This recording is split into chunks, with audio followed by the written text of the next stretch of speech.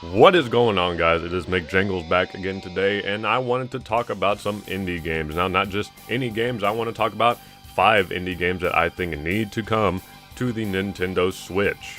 Now, the Nintendo Switch has had so many good games coming out within the past year, and Nintendo is probably going to double down in 2018 as well and have even better games coming out, but these are 5 games that I think need to be on the Switch. I mean, if these games come to the Switch, I'll probably put more time into them on that than I have on the PC and anywhere else, and it's probably going to be really bad for my wallet and free time. So with all that being said, let's just get right into it.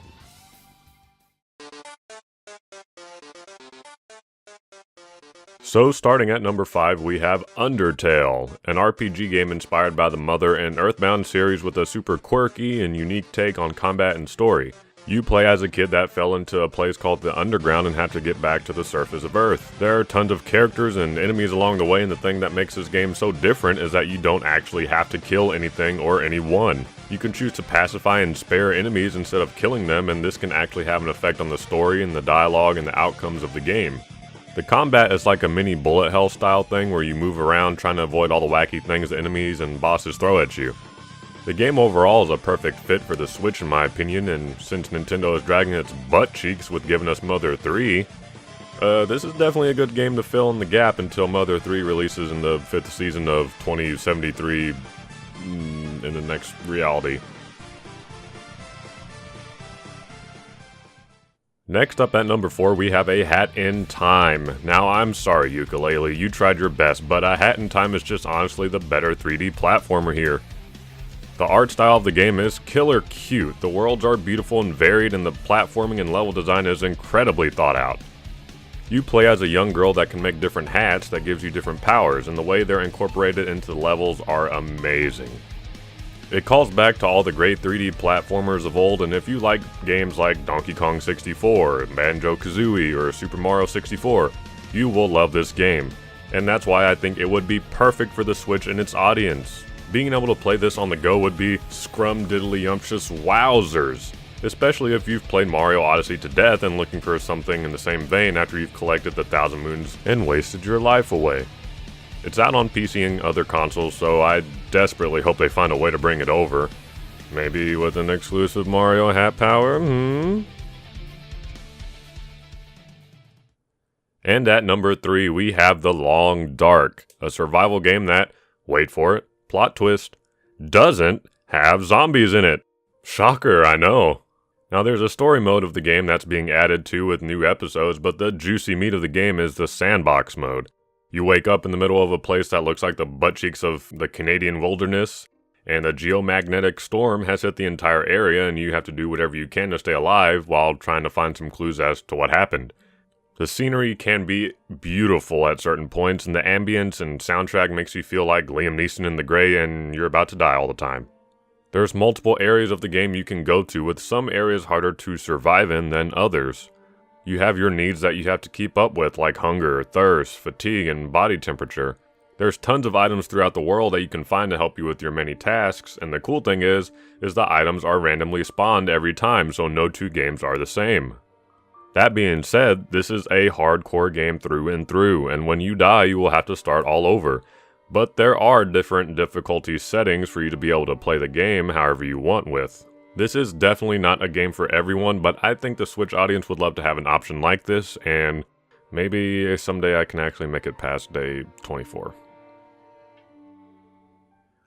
Moving on to number 2, we have a 2-for-1 game technically, with Don't Starve and Don't Starve Together.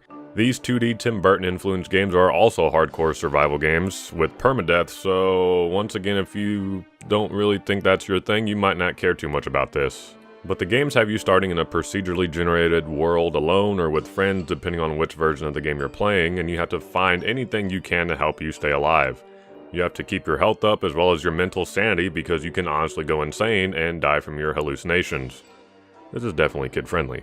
And most of all, you have to do the title of the game and don't starve. Oh boy, how original. Almost everything in the world wants to kill you, and it will take many attempts before you figure out what doesn't. But aside from that, there are bukus of secrets to find and things to craft or unlock and a great soundtrack to boot. The different wildlife and enemies are very original and burst with personality with extremely well done animations. There's different characters you can unlock and play as with their own unique quirks and abilities that gives you something to keep playing towards even when you die the most horrible of ways. And whatever you do, do not get caught out at night without a light source. It's terrifying.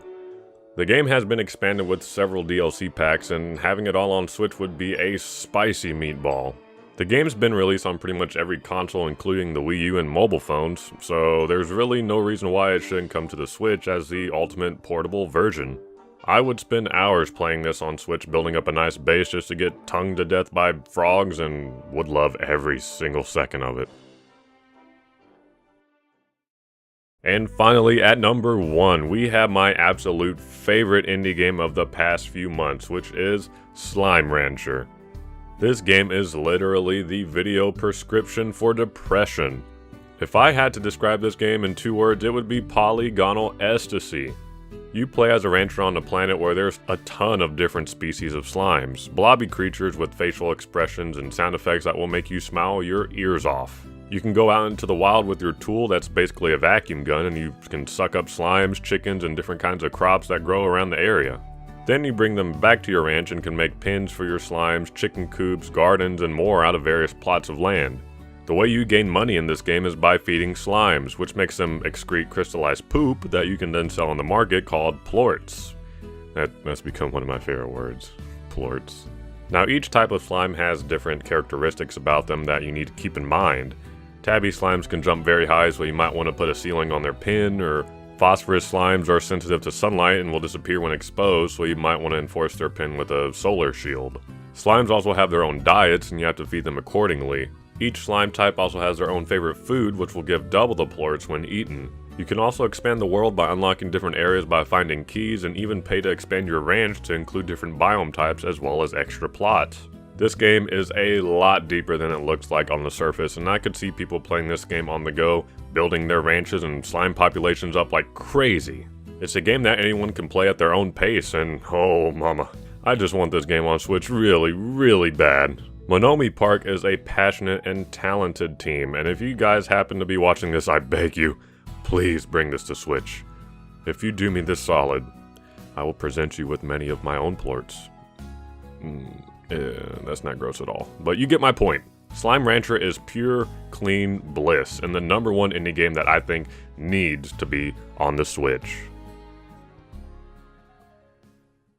And that pretty much wraps up the 5 indie games that I want to come to the Switch. Now, what do you think should come to the Nintendo Switch? What indie games do you really love that has or hasn't been announced that's coming to the Switch that you just really want to see? Let me know in the comment section below, because there is just so many possibilities right now for Nintendo in 2018, and I can't wait to see what happens. So, I'll see you guys next time, and thanks for watching. Hey, thanks for watching. If you liked the video, thumb that thumbs up button because it really helps me out a lot. If you disliked the video, hit the dislike button and you don't ever have to see me again. If you like what you see and want more, slap my big red subscribe button down there and hit the bell icon so you see when I post new videos. If you have an idea for a future video or topic, leave a comment down below and I might get to it. That's all I have for now.